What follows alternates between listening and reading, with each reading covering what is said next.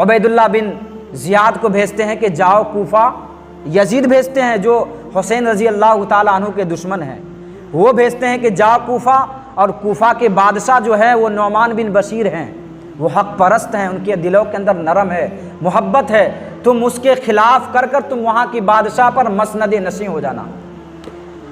پورا مجمع لگا ہوا ہے، پوری مجلسیں بھری ہوئی ہے، پوری عبیداللہ بن زیاد وہاں اپنے اس چہرے کے اندر، چہرے پر برقع اور نقاب کالا کپڑا باندھ کر اس مجمع میں گھس پڑتے ہیں۔ جب گھستے ہیں تو لوگ اپنا راستہ دے دے کر بادشاہ تک، نعمان بن بشیر تک پہنچتے ہیں۔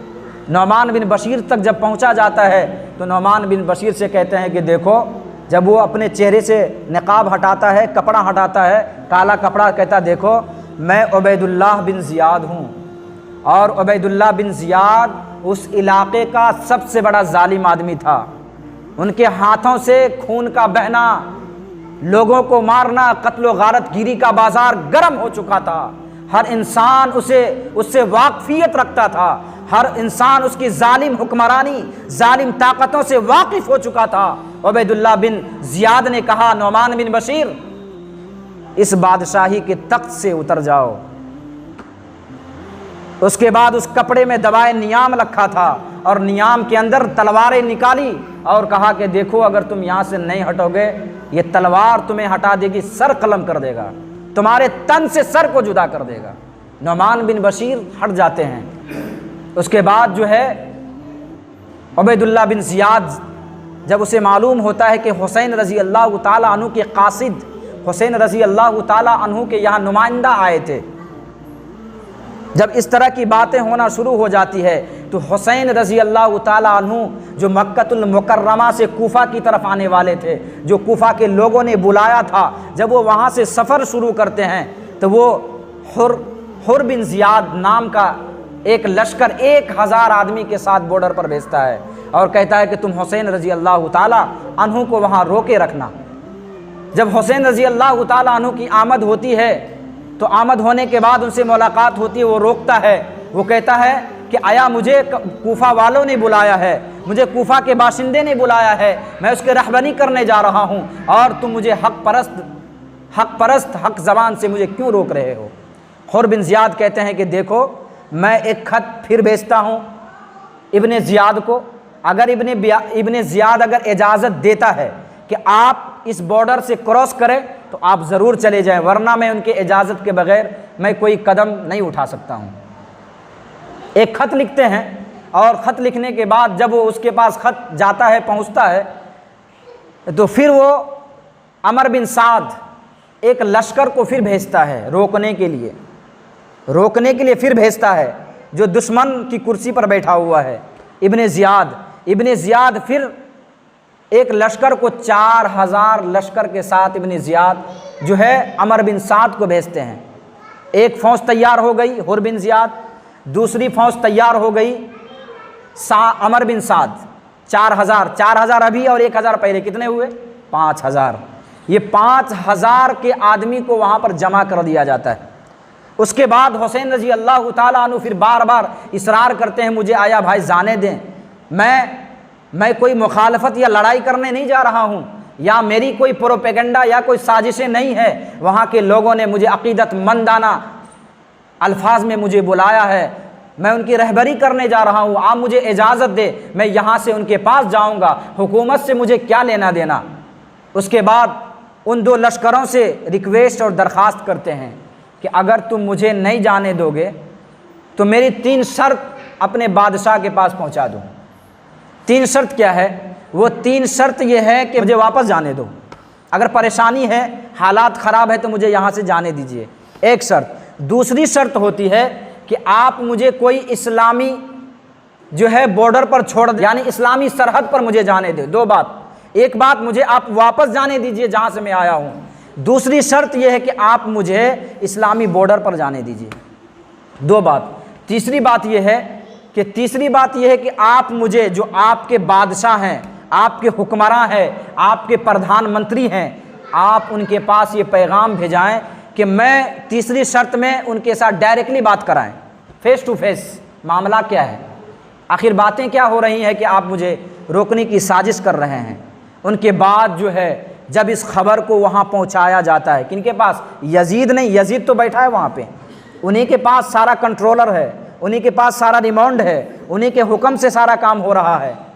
اور وہ ابن زیاد کے پاس جب اس خبر کو بھیجا جاتا ہے تو وہاں پر ان کا دل تھوڑا نرم جاتا ہے کہ ایسا لگ رہا ہے کہ حسین رضی اللہ تعالیٰ عنہ اب صلح پہ آ گئے ہیں، اب حسین رضی اللہ تعالیٰ عنہ اپنے گھر کی طرف جانا چاہ رہے ہیں، یعنی کہ معاملہ ٹھنڈا ہو چکا ہے، یعنی وہ مقابلہ نہیں کرنا چاہتے ہیں، آنا نہیں چاہتے ہیں، بات کو ختم کرنا چاہتے ہیں۔ ایک بات ان کا دل اس طرح کی ہوتی ہے، وہیں پر اسی کے خدمت میں بیٹھا ہوا کمینہ کمبخت بدبخت انسان بیٹھا ہوتا ہے وزیر کی شکل میں، جس کا نام شمر جلجوشن ہوتا ہے۔ شمر جلجوشن جو ہے وہ کہتا ہے کہ ارے بھائی آپ نرم لہجے میں کیوں بات کر رہے ہیں؟ آپ کے پاس اچھا موقع ہے، مہمان آپ کے گھر آیا ہے اور آپ اسے یوں ہی جانے دے رہے ہیں، موقع اچھا ہے، حسین رضی اللہ تعالیٰ عنہ ہمارے در چل کے آیا ہے، موقع اچھا، ان کا ہم سر قلم کر دیں۔ اللہ اکبر۔ اس کے بعد جو ہے طرح طرح کے پروپیگنڈے ہوتے ہیں اور شمر جلجوشن کمینہ کمبخت کو پھر سے وہاں بھیجا جاتا ہے اور اس کے خلاف مارکہ آرائی کیا جاتا ہے، محاذ تیار کیا جاتا ہے اور حسین رضی اللہ تعالیٰ عنہ کے خلاف بغاوتیں بلند کی جاتی ہے۔ جب وہاں پر جاتے ہیں بارڈر پر تو 2 جماعت آلریڈی پہلے سے تیار تھا، 1 جماعت لے کر پھر جاتے ہیں، 3 جماعتیں ہوتی ہے۔ حر بن زیاد جب حالات کو دیکھتے ہیں کہ یہاں پر حالات کچھ بنا ہوا ہے، حسین رضی اللہ تعالیٰ عنہ اور اس کے فیملی اور آل بیت کو وہاں پر قتل و غارت گیری کا بازار گرم کرنا چاہتے ہیں، اس کے ساتھ ظلم و جفا کی کوششیں کی جا رہی ہے، اس کے ساتھ ظلمانہ حرکتیں کی جا رہی ہے، ان کی کوششیں اور پروپیگنڈے اور پلاننگ ہو رہی ہے۔ یہ کیسے ہو سکتا ہے؟ یہ حق پر ہے۔ حر بن زیاد جو پہلی جماعتوں کو انہوں نے بھیجا تھا وہ حسین رضی اللہ تعالیٰ عنہ کے زمرے میں، ان کی جماعت میں شامل ہو جاتی ہے۔ اللہ اکبر۔ 1 جماعت چھٹ کے وہاں چلی گئی، 2 جماعت باقی ہے۔ شمر جلجوشن کے اندر خون کا پیاسا ہوتا ہے۔ حسین رضی اللہ تعالیٰ عنہ کے کہتے ہیں کہ میں تجھے کسی بھی حالات میں یہاں سے جانے کی اجازت نہیں دے سکتا ہوں، یہاں سے جانے کی اجازت نہیں ہوگی، حالات اچھا ہے، موقع بھی بڑھیا ہے، اگر تمہیں کچھ کرنا ہے تو کرو۔ حسین رضی اللہ تعالیٰ عنہ نہ لڑائی کے منشے سے آئے تھے، نہ کوئی مقابلہ کرنا تھا۔ کوفہ والوں نے ایک بلایا تھا کہ حضرت ہمارا علاقہ بہت گناہوں کے دلدل میں پھنسا ہے، بہت پریشانی کے حالات میں ہے، دین کو بچانے سمجھانے والا کوئی نہیں ہے، آپ اس حالات میں مجھے آئے میری رہبری کریں۔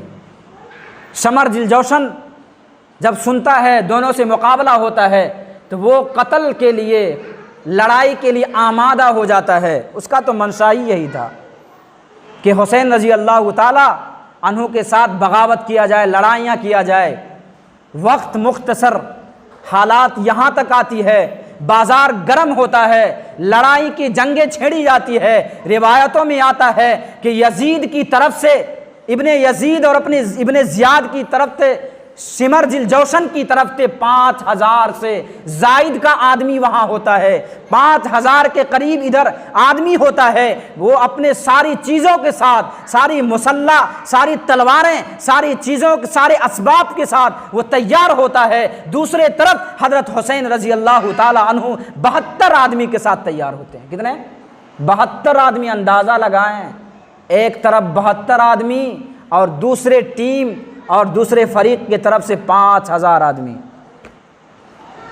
حسین رضی اللہ تعالیٰ عنہ لڑائی کے منشے سے نہیں آئے تھے، مقابلے کے لیے نہیں آئے تھے، لیکن جب حالات سازگار نہیں ہوتا ہے، شمر جلجوشن جو کمینہ کمبخت، لڑائیاں چھڑ جاتی ہے، آپس میں بھگدڑ مچ جاتی ہے، لڑائی کا ماحول بن جاتا ہے، یہاں تک کی نوبت آتی ہے کہ حسین رضی اللہ تعالی عنہ کا سر قلم کر دیا جاتا ہے۔ اس کا سر جو ہے میدان کربلا میں جدا کر دیا جاتا ہے، اس کا سر اس کے تن سے جدا ہو جاتا ہے۔ ان کے ہی ساتھ نہیں، دودھ بچوں کے ساتھ، دودھ پینے والے بچوں کے ساتھ پانیاں بند کر دیا جاتا ہے، طرح طرح کا ظلم کا نشانہ کیا جاتا ہے۔ جو دودھ پینے والا بچہ ہے، چھوٹا بچہ ہے، گود میں بچہ ہے، روایتوں میں آیت آتا ہے ایک نہیں 21 اور 27 لوگوں کی ادھر جو ہے ان کے جنازے نکالے جاتے ہیں۔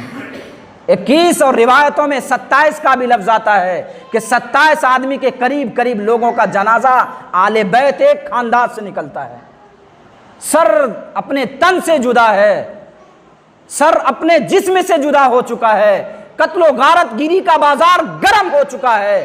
یہ 72 آدمی 5000 لوگوں پر بھاری کیسے ہو سکتا ہے؟ حالانکہ نہ کوئی ہمارا منشا لڑائی کا تھا، نہ کوئی جھگڑے کا تھا، نہ کوئی معاملات کو بڑھانے کا تھا۔ خدا کی قسم وہ کیا منظر ہوتا ہے، منظر بھی عجیب ہوتا ہے۔ حسین رضی اللہ تعالی عنہ کا سر اس کے تن سے جدا کیا جاتا ہے، ان کے ساتھ ان کے بچوں کو مارا جاتا ہے، پانی کو بند کیا جاتا ہے، طرح طرح کا ظلم کا نشانہ بنایا جاتا ہے۔